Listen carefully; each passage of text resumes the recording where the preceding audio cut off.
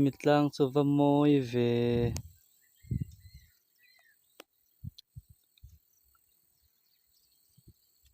zoram tlang lunglen tlang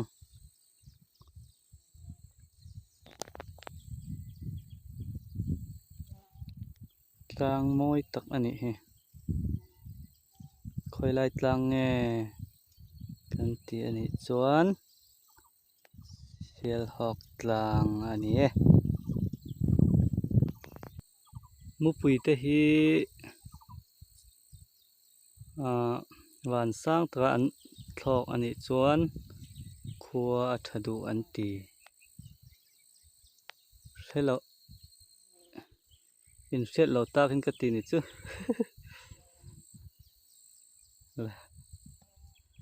ole ti zong chu ni ro se o ile kan lo me bye bye ole